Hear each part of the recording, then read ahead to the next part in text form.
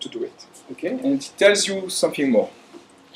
So some natural question is, okay, the grid, it's not that interesting. Okay, so can we do something more realistic? So we can. So you have bounded growth graph, bounded tree width. So what does bounded growth graphs means? Basically, these are generalization of the grid, but convenient ones. So what do we mean by bounded growth? It's something that we meet everywhere in real life. These are graphs in which, when you look at the number of people that are at distance less than r from you, less than 2r and less than r, okay, you do not have too many people at distance 2r in comparison to the people that are at distance r from you. Okay, so if b of 2r is the number of friends that are at distance at most 2r from you, okay, this has to be less than some constant times the number of people that are at r contact from you. Okay, so a typical example is an Euclidean space. Okay, you know that the ratio of balls of size of constant radius, the ratio of the size of a ball with radius of constant ratio is constant. Okay, so in that case, for instance, if the dimension is d, okay, you know that the Euclidean ball is less than 2 to the d, more or less. Some constant 2, for instance, 2 to the d be of r. Okay. So, this is much more general in the sense that you can have, you know, any graph that is embedded in a Euclidean space will be in that case. So, for instance, if you look at any cities or whatsoever, the map of the world, it will fit into that. Okay. So, this is very interesting. I mean, this means that, you know, in the geographical world, you can apply that. So bounded tree width graphs, so I'm fairly sure that nobody knows what this means. It's the opposite. It tells you, this is the case of graphs that look like trees. Okay, so a tree in computer science is a graph without cycles. So you can represent it like that. Okay. So it has an arborescent structure.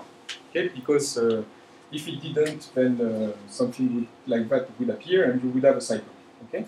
So trees are not that interesting for us, but bounded tree width mostly say that you can pack the graph into a tree, and the tree width is basically the number of edges that are parallel to one edge of the tree. Okay, so imagine that you pack the graph in the tree here, so you will have to force a certain number of edges to fit into one edge of the tree, and this is more or less the tree width.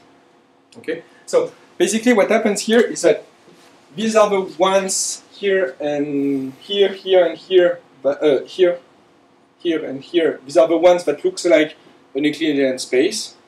Okay, and these ones are the ones that looks like trees. Okay, which are more or less exponentially growing space.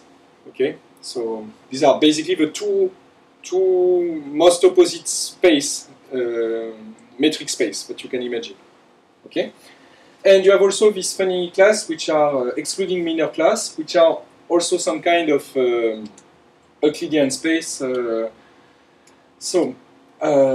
This is very particular, but excluding a minor is, well, I don't think it's interesting to enter into these details. Yeah? In the minor experiment, you could make an hypothesis. I don't know, I'm sure it's already been made, but you give a letter to someone by profession in addition to distance.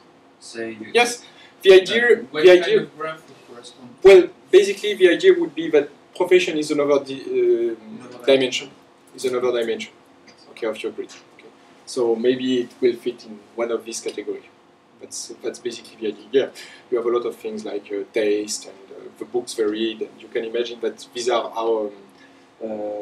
as much dimension as you want of the grid. Okay, so that's again, it's a model. Okay, it's really So, an interesting fact here is that all this generalization, none of them use power laws. None. None of them. Nobody cares about power laws for the small world thing. I mean, it doesn't help. Okay? It doesn't help at all. Okay? It's not because you have a huge, fairly big number of nodes with high degree, but you will be able to find your way. Okay? It's not because you're in your office and you have everything close by to you that you will be able to find the sheet of paper you need. Okay? It's not. It's exactly that. It tells you something else. I mean, and the nice thing is also that for every of this model, you can add a power law if you like. Okay, you can just add. You know, as soon as you have the link you need. Okay, you can add more links. It cannot hurt. Okay, so basically you can just have a power law distribution with no problem. Okay, and furthermore, the only thing you need is one link. Okay, so really, you won't see that the action of the small world because it's completely hidden by the power law. If you add a power law, since the small world models only require just one link per node in order to work, you won't see that. You won't see that link, that extra link that is so important. Okay? So power law, we just hide everything. Okay? So the conclusion here is more or less that the small world phenomenon is completely orthogonal to power laws. Okay? Power law may exist for some reason. Maybe it's due to Excuse-moi, vous êtes branché là? Ouais. Ça va envoyer un problème d'électricité dans le toit et je vais essayer un disjoncteur relais. Bah, ça va faire péter le projet, quoi. Ça marche pas là, alors attends, il n'y a pas d'électricité de partout. Bah, je coupe le vidéo proche et puis on reprend après. Bah, 2 secondes. Ouais, elle attend parce que ça met du temps à s'éteindre. Ok.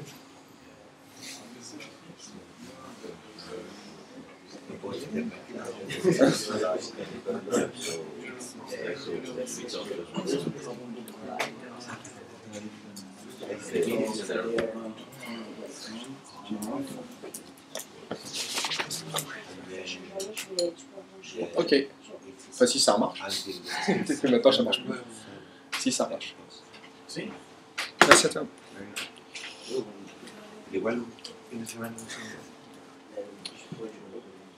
Okay. So basically, what appears when we look at that is that basically power laws apparently do not matter at all for the small world experiment, and especially is probably completely orthogonal. Okay, to that. Okay, so and okay. It could also be the case that power laws do not exist in node-shows, but that's another issue. That could be just a side effect of a measure process. Yes? Actually, maybe there is no causality between power laws Mm-hmm. and small networks, but power laws probably is a property of some kind of growth law.